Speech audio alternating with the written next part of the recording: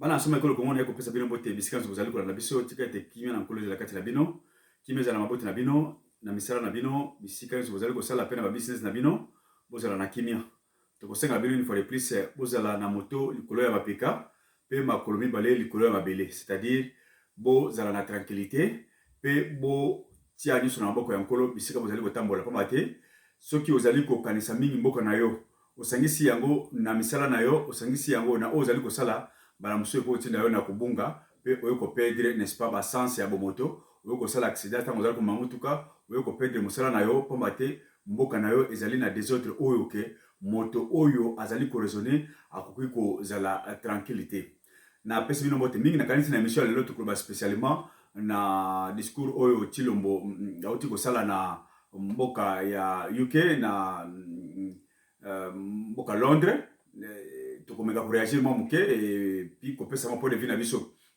nakadisi réaction na biso par rapport à la déclaration ya Sali ezali lokola soki batelio peut-être na koloba koba mibale basi bakufi moko akufi pardon moko azali na lobiko soki bakoti na kati ya lokoto na bango na kati ce n'est pas facile na moto oyeba koba oyo azali na vie oyo azali kokufa ezali facilité mais façon moko ya ba façon ya ko détecter que koba oyo azali na lobiko ou bien azali kokufa zoka likala ya moto soko tie likolo ata abomonaki akotaki nzoto na ye tango moto ko sala ye na nzoto akotambola akobimisa makolo po akima et oyo ko tia likala soko mona azali ko réagir te eba ke koba wana akufi c'est-à-dire information oyo Tshilombo auti ko sala oyo auti ko pesa ba déclaration oyo auti ko loba ezali lokola likala ya moto na moto na nzoto ya ba congolais nyonso tout congolais toute congolaise bisika zo zwami na kati ya mokili oyo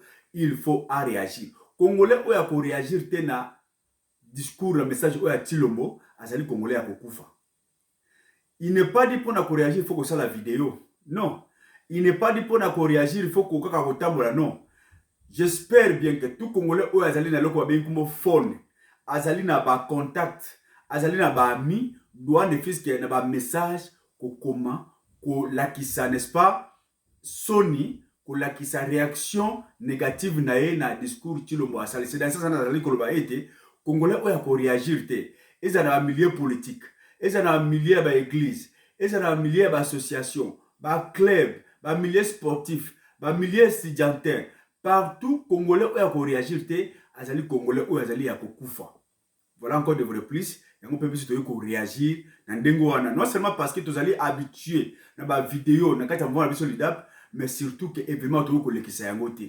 Il y a certaines informations certaines réalités politico-sociales ya mboka ba biso pe o tiali commentaire te leki mais oyo jamais toyo ko lekisa yango dans cet aspect na oti koloba yango na kanisi ko lekala vidéo tout ça la kawa ce n'est pas seulement un plaisir ya batba mo lelongi na ngai. Ce n'est pas un plaisir qui va te bailler bangaï. C'est un risque d'abord. Mais risque à bolingo ya mboka. Et nous nous sommes dit, je préfère mourir que na vanda na lobiko na soni ou ezako le kanamboka na ngai. Yango to lobaka pe to sali ba vidéo tout ça ba vidéo pour na ko pesa contribution na biso na ko pesa éveil patriotique na bana ya mboka ba comprendre le lenge nini mboka wana ko bika ka soki yo congolais au telemi. C'est dans ce sens on a peut toujours sur la vidéo ya lelo. Na uti ko sala émission ya suka awa merci na bato ba landa kabiso pe ba pesa kabiso ba commentaire ba idée na intitulé yango ba ko kotala ba vidéo na biso ko mona yango na lobi Félix Tshilombo vient d'être notifié officiellement na projet ya balkanisation ya RDC pe nazali na document autre ba ke to kotanga yango pona ko pesa bino ndenge nini ba grande puissance ba bengi G7 na ba allié musu bakota na ba réunion wana lokola Australie awa esika bazali lokola Canada bazui bango nyonso accord pour que mboka ekabwana na émission na uti koloba na ntitila ki yango discours Tshilombo asali lelo il faut boyeba yango pourquoi asali yango lelo Tshilombo asali ba discours ebele depuis azwaki pouvoir na ye kombo na ye pigeon voyageur kotambola mingi ba discours mingi alobaka mingi. Pourquoi asali discours oyo lelo? Pourquoi abimisi makambo oyo lelo? Il n'y a rien pour rien. Si un homme politique azali kosala une déclaration, ou bien alingi kolobali kamomoko songolo pakala, a utiliser ba long discours, ba longue phrase, ba longue cérémonie verbale, mazali kana vocable moko alingi a injecté na milieu na bino. Le vocable les ali très pourtant. C'est de la même façon que ceux qui balingi ba boma moto moko oyo bazali komona azali très gênant ou bien azali moto oyo cible par rapport na opération telle. On peut sacrifier toute une foule pour na bobaka moto wana. Après ça quand même exemple mingi tango bitumazalaki entre Ben Laden et Qaïda na États-Unis d'Amérique et zali tout l'été lelo le coup là ba Amérique ba uti ko boma lobby awa général iranien Suleiman na kanisi tango ba bomaki ye akufa ki ye moko te ezali na bato bakufa ki bazalaki aux alentours na ye mais bato wana boyoki bango te mais ba visa qui figure de pour moko ou que ba sacrifier bato bazalaki pembe na ye. Ça a toujours été comme ça. Donc quand un homme politique, quand une opération ciblée récemment, on peut sacrifier les gens mais on cherche juste une tête. Théorie de chanteur Jali continue dans le baïté. Peu importe le discours au tilo bakendaki, peu importe ba makambo ya lobby, soit ba relation na ina Vital Kamerhe, soit ba relation na ina Hippolyte Kanambe, soit relation na ina parlement denga koko dissoudre yango te. Tout ce qu'il a dit là, bon, peu importe, ma promesse n'a rien à faire, il n'y a pas un problème. Mais il y a un vocable plus important, Oyo, il y a un qui lancé dans le voyage na ya UK Oyakei Awa. C'est pour dire que les Banyamulenge sont des Congolais. Ça, c'est le message le plus important. Quand il y a phrase, quand il y a discours, c'est le vrai message Oyakei Kolekisa. C'est très important. On a pu réagir. Les Banyamulenge sont nos frères congolais. Et à comparer yango na biso ba diaspora ou de ko ba nationalité ba pays o ba yambi biso. To ko zungela ngona mamuke. Na kalitinga na zakolo bala bina wa mission na ba pe mingi na salle sciences politiques et administratives. Moto oyo apesinga cours ya histoire politique du Zaïre à l'époque, et le comme histoire politique du Congo. Azali un des renommés professeurs, paix à son âme, professeur Kanyinda Lusanga.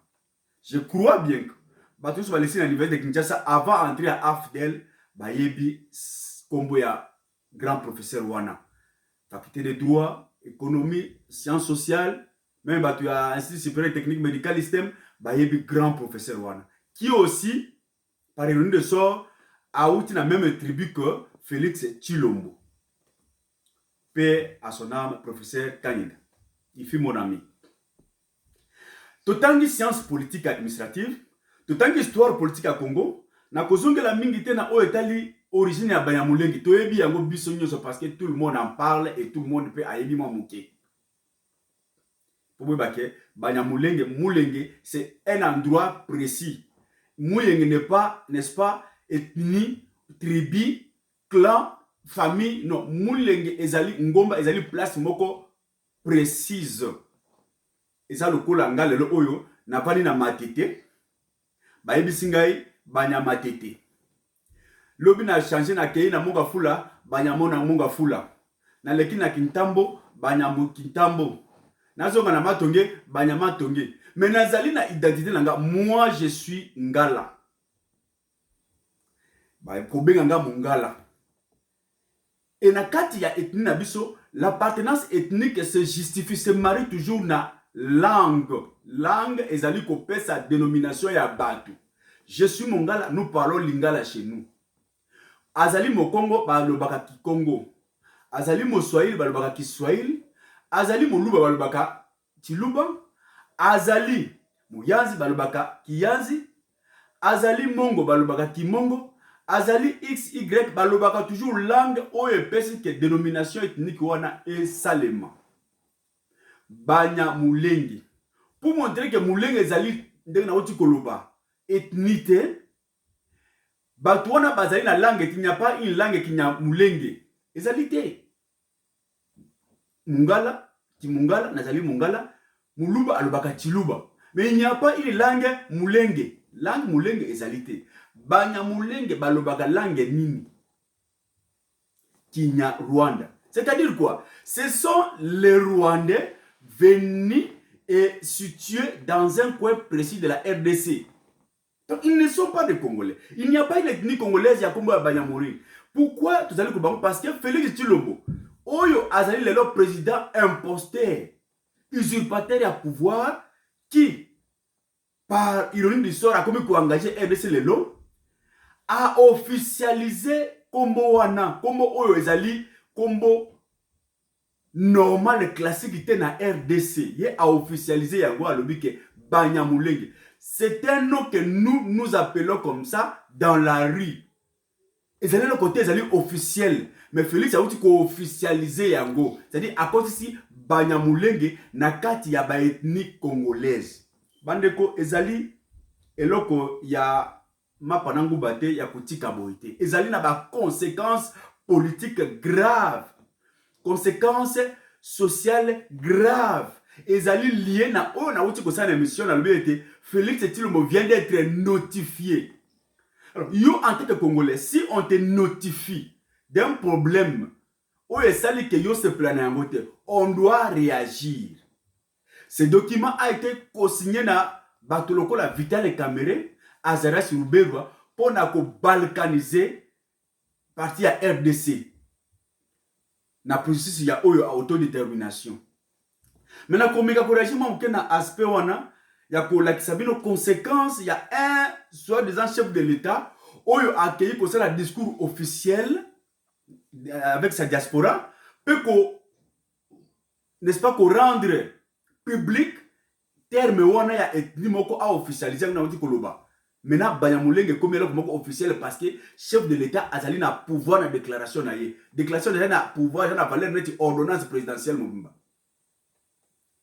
Première conséquence, ils allaient belé. Peut-être à cause du temps, peut-être que la conséquence est un peu grave. Tant que Félix a reconnaître que Banyamulenge Bazali Bande Konabiso ba Congolais. Conséquence c'est quoi? C'est que Boyoka qui ba Mikole Uti Koleka, ba rumeur. Maintenant rumeur on est comme la vérité. Officiellement, les lobbyisme lobby Kinyamulenge ou Kinyarwanda qui est la langue de Banyamulenge et que moko ya ba langue officielle na RDC. Voilà pourquoi il y a un projet où ba konta kata parlement pour que Kinyarwanda et comme moko ya langue nationale na RDC parmi les 4 autres, il y a comme 5e, il y a comme 5e. Après c'est déjà zéla. C'est-à-dire reconnaissance tacite, après c'est autorisation muette que Kinyarwanda est comme langue officielle na RDC. Pour que une langue officielle à RDC, batalaka population, batalaka valeur nombre ya bateau, bazali nango impact na wakati ya pays. Mais alors pour que impact na zala, ils allaient lier la population, grandir la population pour que va sa langue comme langue, n'est-ce pas, nationale. Félix, la décision na reconnaître de Banyamulenge comme congolais, a fungoli rideau, a fungoli porte.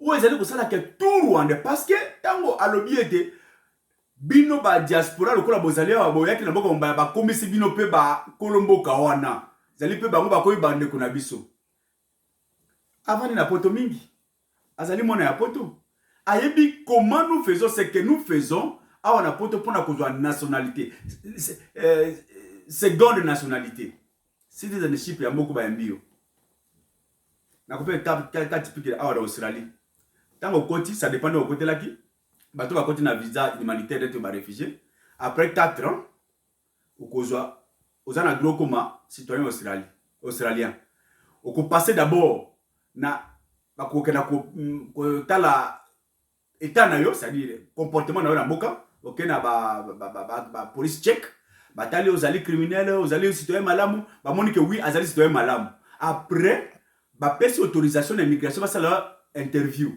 oui ko passer interview ceux qui ont réussi bah programmer bah PCO OK ou prêter serment bah PCO citizenship. C'est quoi ça se fait? Il faut d'abord bah checker yo bah la chose aller citoyen madame so ba moni que day one asali ba crime mingi ba kabebele muyibi ba driving ba accident ba ko annuler au ko même pas na étape ya ko sala test. Félix Tshisekedi tant on reconnaît peut-être il y a un principe ou bien il y a une loi na Congo le bique avant telle date, commis par Congolais. S'il faut qu'on fasse sa nationalité massive, ce n'est pas tellement mon problème aujourd'hui. Mais le fait que Banyamulenge a commis Congolais Félix, est-ce que Ozali na contrôle ya Banyamulenge, le Kinyarwanda, Banyarwanda, Bazako Bakirwanda, ou Baoutaka Rwanda, Bazako na RDC, Oyebi Bango? Parce que ici en Australie, nous sommes au côté, Bayebi yo na état australien, Bayebi yo na immigration. Bayebi combien des Africains, combien des Asiatiques qui a pays boé, Bazaka na Australie, Bayebi yango, contrôle les années à frontière. Mais Bayebi que to pesi, to lingi ane ba ya autant, Bayebi yango. Ane o to lingi ba to kota autant, ane o to lingi ba to peut-être c'est autant. Bayebi yango, tout est bien contrôlé. Mais tant que mutu za baka Kinyarwanda, tant que pesi bango nationalité massive, on obi ke Banyamulenge bazali ba Congolais. Mais qui est ce Munyamulenge? Si pourtant Munyamulenge est au Azali depuis 1900 avant 1960, il peut devenir Congolais à Sengi Yango ou bien par nationalité massive qu'on peut ça, ce n'est pas mon problème. Mais comme Munyamulenge oyo ya lelo. O azali ko ba Kinyarwanda. Ndenge frontière ozali ko maîtriser pour être bazali ko kota butu mo itongo. A uti Rwanda a komi na koti na Congo, ngapi nazali Munyamulenge. Ça dit pas komi Congolais. Parce que oyebi ko identifier te a kota ki jour nini peut comme Rwanda, au pesi bango directement. Est-ce que vous êtes capable de identifier immigration à Congo? Est-ce capable de savoir qui est ce Munyamulenge où il y a na Congo il y a 5 ans, il y a 10 ans, il y a 3 jours, il y a 4 jours. Na où il y a continué à tomber lelo, vous êtes capable de identifier yango? Non. Ce qui fait que un Munyamulenge, un Rwandais, vous allez me dire le thème là Munyamulenge na le baka kolba parce que politiquement ça n'existe pas mais tout le bayango pense à officialiser yango. Un Rwandais qui vient aujourd'hui du Rwanda, na Tongo, à Côte Congo, a comme peu congolais. Parce que aux éléments pour identifier que Kazalaki Munyamulenge depuis quelle année? Bazali ndenge moko, morphologie moko, bazako balangi moko, frontière pezali, obabaka perméable. Voilà les dangers. Ce qui fait que les lots où il y a discours à Tilo Mudenga lobby, les lots il y a des milliers de Rwandais qui vont traverser pour n'avoir okuma Banyamulenge et puis ba Congolais. Voilà la conséquence. Et tant que ba kota ebele ba milliers de ba kotaka, le après lobby c'est quoi? To komi ebele, vous allez na plus de 4, 3 millions, 5 millions, vous allez ko ba Kinyarwanda officialiser langue oyo. Tant que boko boye bimisi nungu, allez to senga autodétermination parce que ba Congolais ba lingi bisoté. Oh, nous sommes des Congolais. Félix Apesi a accepté tacitement, n'est-ce pas? Où il va identifier le lobby. Il fallait ça la déclaration. Cette déclaration-là, c'est une déclaration où il a été imposée parmi décision, parmi obligation, critère, ça qui n'a lettre ou la notification. Il doit faire une déclaration publique pour reconnaître les Banyamulenge comme des Congolais et qu'on peut sa porte de Banyamulenge yeba lobbyisme lobby au sein de l'autodétermination parce que les Congolais vont réagir négativement. Voilà la place de Zali Bokende. Félix Tshilombo, je suis mongala. Nous, on ne reconnaît pas les Banyamulenge comme des Congolais. Ceux qui sont Banyamulenge, na pouvoir parce que très bien. Tant que la deal, il y a 3 positions. 3 positions. On va en position de force, on va en position de faiblesse, ou on va pour négocier, on ne paie rien, on ne gagne rien. On appelle ça, par exemple, un balébélé. Mutu kaliboso anda konangai, mutu atuti yango. Nava nanda konanga asala accident mutu kanangai. Tant on négocier naie pour na bonsa mutu akoya na position de faiblesse parce que nana a raison. Je vais négocier en position de force parce que nana a raison. Tant que na libala il n'y a pas de perdant de nous allons négocier. Il n'y a pas de gagnant, il n'y a pas de perdant. Là, c'est la moitié, la moitié. Il n'y a pas où il y a fort, il n'y a pas où il y a faible. Tant que peut nazali kokendako sala likambo yo ngana sali mabe, moi nga sali mabe, na okana famille songolo boy. Na okena comme na position de faiblesse ko senga pardon. Boyo que la biso mawa, to yo ko senga bino bolimbis. Na okena comme na position de faiblesse peut accepter ou ba koyebisa ngai tout à garder peut-être ma personnalité. Voilà les 3 positions dans la négociation. Tout le monde va la deal na position nini. La position de faiblesse parce que c'est qui n'a pas été élu. Alors, il devrait accepter le deal, le principe, le qui est, tout de suite, mon réseau, peut tout de suite, et ça les maquis. Voilà la conséquence, il y a qu'on a pouvoir ou au mérité. Biloba lo balelo. Si le mon avis que ça les classes n'a eu que musika milité. Mais yo kaka pe ba conseil na ba tomaile bazali. J'ai des amis qui sont aux environs na yo ou ba ima kama na zako ba ou peut tous ba cours ensemble. Félix Banyamulenge ezali ethnie officielle na kati ya RDCT. Zwa bango. Lokola na kati ya deal osinyaki. Deal ezali plus que la population. Deal ezali plus que constitution à RDC. Zwa bango comme ça bango baluba.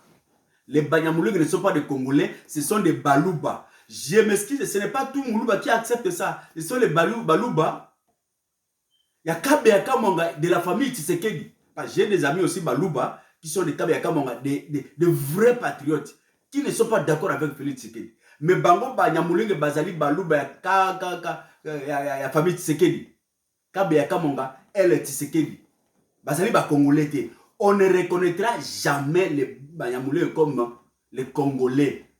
Un Munyamulenge, un Rwandais, un Tanzanien, un Ougandais, Soudanais, n'importe quelle nationalité du monde, Chalou Fazala Kiwana, tout individu a comme Congolais, constitution est open, pour la nationalité na munuzo alingi. Il faut demander au Sengi, passer dans les critères, talio, au sali test, passer une nationalité individuelle.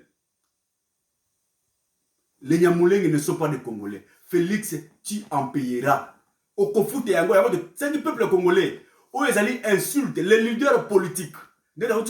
C'est lui qui ne va pas réagir. Azali, n'est-ce pas, complice. Il faut réagir. Qu'il y ait des réactions. Lamouka, qu'il y ait des réactions. Parti politique. Il faut passer la réaction pour Nako. Là qui ça a été Tshilombo. Azali, crime politique. Et si on avait un parlement responsable, Tshilombo devrait passer devant le parlement pour haute trahison. Et c'est la haute trahison contre une nation. Une déclaration faite à l'étranger. Pas dans un pays, à l'étranger. Ça, c'est une haute trahison. C'est une haute trahison où ils allaient mériter destitution à chef de l'État. Et c'est comme ça le matin parce que pouvoir ils allaient à dire population botte l'élément. Population, c'est une occasion de se montrer que réellement l'avenir est en Boka et Zali na Maboko na yo. Ça ne passera pas comme ça. Tshilombo doit partir. Les Banyamulenge ne sont pas des Congolais. Un Munyamulenge peut devenir Congolais, mais les Banyamulenge ne sont pas des Congolais. Ils ne sont pas nos frères. Ce sont les Rwandais qui sont venus chez nous pour des raisons XY. Batiaki ba na place wana pona ba Tamboula Tamboula Banyamana Bango, ça, ce n'est pas une raison pour que les Congolais, parce qu'il n'y a pas une langue congolaise au nom de Kinya Mulenge. Ce sont des Kinyarwanda au Balobaka qui ont officialisé Yango. Bana ensemble avec le Congo. Tout se dessine. Le pays demain, tu peux ça Goya balkanisation. Goya autodétermination. Les gens qui crient que non, balkanisation, comme le coup de chantage, comme une zembo, voilà une preuve. Tout le monde va réagir, que réellement, c'est que Tshilombo dit, c'est normal. C'est normal, va réagir. C'est un élément. Il y a balkanisation au Tshilombo, à où tu coupes ça, dans mon kilimobimba. Et ça ne passera pas comme ça. Tshilombo, liemba monayo, yiba, na yona libala na Vital Kamerhe, le koko boma yango te parce que bande kono basundwa ki na Genève. OK, ko sala deal na Vital Kamerhe, le koko sala ko disu le libala na na mobali na yo. Hippolyte Kanambe parce que yemu da que pouvoir yeba quitter, chance le kopamba, il n'y a pas de problème. Mais le pays ne t'appartient, la RDC ne t'appartient pas. La RDC ne t'appartient pas. Tshilombo. La RDC appartient aux Congolaises et Congolais de partout dans Mokili Oyo. Et tu paieras cher. Ta génération. Et c'est la Oleki. La famille Tshisekedi paiera cher dans Eloko Oyo Sali Awa. Malheur à celui par qui le Fils de l'homme sera l'occasion de chute. Yo ok déclarer le officiellement au Kofuta Yango. Au Kofuta Yango. Voilà pourquoi nous demandons à tous les frères, à toutes les sœurs de la tribu Luba, bossé de solidarité dans Hippolyte Kanambe, pardon, na Tshilombo. Il faut bokabanaye, bo isoler, parce que ce qui veut de faire, ils allaient crime moko coûter cher, n'est-ce pas, groupe ethnique wana. Il faut aussi la naye. il faut kotikaye, il faut qu'isoler, parce que ça va, n'est-ce pas, engager toute une famille ethnique et par conséquent, et cause la conséquences graves lobby sima lobby. Totalement, si l'homme a aussi boire ka pili na misa ba congolais et que tokotika yango boité. Dès son retour, bana ensemble école Congo, bo réagir. Marcher continue ko sala maneno de sala 17, bo tomboka na ba bloc so bozali ko sala na ba parti politique na ba association na bino na ba club na bino, bo la que oh Félix Sali, ça ne passera pas comme ça. C'est la haute trahison. Yangwana, vous allez copier Sabino une fois de plus. Merci. Réaction à chaud. Toko zongela. Comme biso mingi. Et ça la déclaration pasteur beaucoup d'azali ko sala. Et ça la makamela le 17. On va toujours tenter de réagir pour ça parce que Moka o ezali Moka na biso, l'avenir nous appartient et nous devons léguer quelque chose de plus valeureuse na progéniture na biso na bana bino lobi sima lobi. Le Congo n'appartient pas à Chilombo. Le Congo n'appartient pas au deal FCC Cash. Le Congo appartient au peuple congolais. Le vol qui se passe, le détournement qui se passe, nakati ya RDC, nakati le la institution, un PME à banque, bana ya classe, ça passera mais la RDC restera. La RDC restera et les Rwandais partiront. Le Oyo, toyebi yango très bien, Chilombo est devenu Rwandais. Parce que sa femme est rwandaise, peut aller pour protéger, n'est-ce pas, à venir là-bas, à la 100% les Congolais. Moi, je suis Congolais.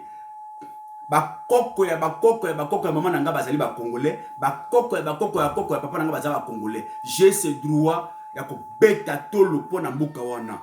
Mais Chilombo, ceux que vous allez préparer pour la bana qui sont des mères rwandaises, batika ba Congolais 100%, tu ne réussiras pas. Et on va voir, on va commencer maintenant à raisonner deux fois si réellement Chilombo za 100% congolais. Tokotala yango quelque part na ba jeune caché na yo ozali na makila ba congolais. Parce qu'un vrai congolais, quel que soit à l'étouffe, quel que soit à l'embongo, à cause de la déclaration, on n'a jamais appelé Munyamulongi que bazali ba congolais. Bazali ba congolais. Bazali baluba ya kabe ya kamonga famille Tshisekedi. Que Dieu vous bénisse. Beaucoup de biso. Vous se souscrire. Tout peut savoir conseil. Tout bengana. Tout kotikate la RDC et cause la défendu pour les causes justes. Où habitent mon biso. Les causes nobles. Où tu allez que ça là, la patrie, la vie ou la mort pour nous défendre. Que Dieu vous bénisse de partout vous nous suivez. Ingeta, Ingeta, Ingeta. Merci.